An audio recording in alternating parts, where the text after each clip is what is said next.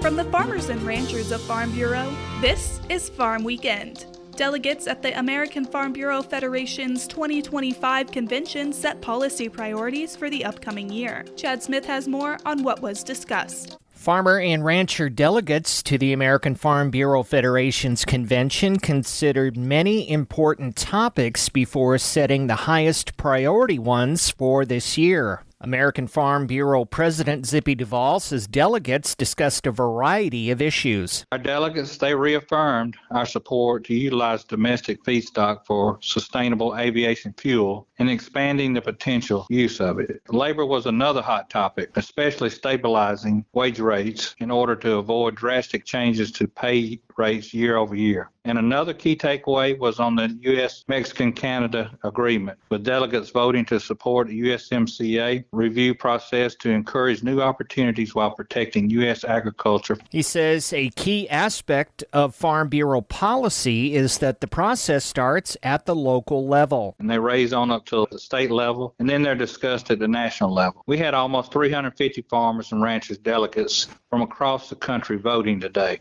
We once again surveyed our delegates, and 97% of them are from family farms. So we really do represent the diversity of agriculture. Duvall said the convention in San Antonio was fantastic. We had almost 5,000 attendees here, and their energy was great all week long. We also had more than 80 speakers here sharing their knowledge and experience with our attendees. We're looking forward to getting together again next year in Anaheim in 2026. Farmers and ranchers can mark their calendars now for January 9th through the 14th, 2026 in California. For more information, visit fb.org. Chad Smith, Washington. Engaged Kansas. More on that when Farm Weekend returns. Frustrated with your current healthcare coverage? Kansans are saving up to 60% a month with Kansas Farm Bureau health plans. Choose from individual and family plans, short-term coverage, or dental and vision plans. It's quality coverage you can afford. Learn more and get a free quote by visiting kfbhealthplans.com or visiting a Farm Bureau Financial Services agent near you.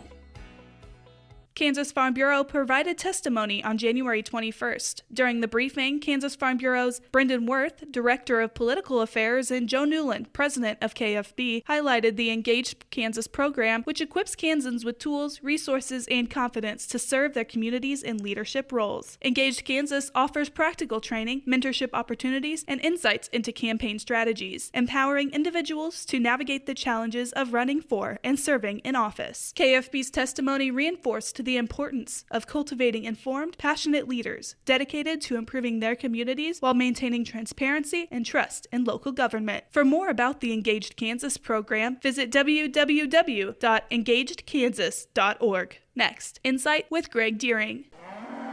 Hey, farmers and ranchers, just as you do ride-alongs to inspect your fields and cattle, make sure you do the same for your mental well-being.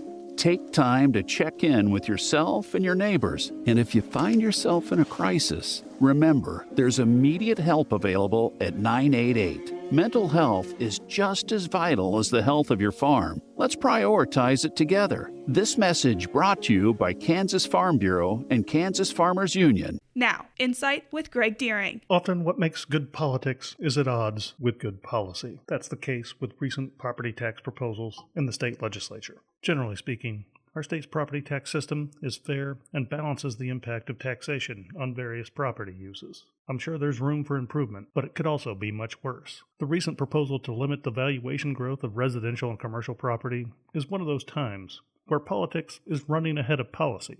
A cap on appraisals to limit growth of property taxes is an attempt to manipulate the market. If the legislature wants to lower property taxes, it has the power to reduce its current $21.5 million levy that supports funding for public schools and university maintenance. That would provide immediate relief to homeowners, businesses, and landowners. Limiting appraisal growth wouldn't undo any of the meteoric rise of years gone by, but instead would slowly shift tax burdens. It would create an incentive for people to not move and levy taxes based not on a property's actual value, but rather when it was purchased. If the legislature is determined to tinker with taxes, it should stick to setting rates. Join us next weekend for another edition of Farm Weekend from Kansas Farm Bureau, the voice of agriculture.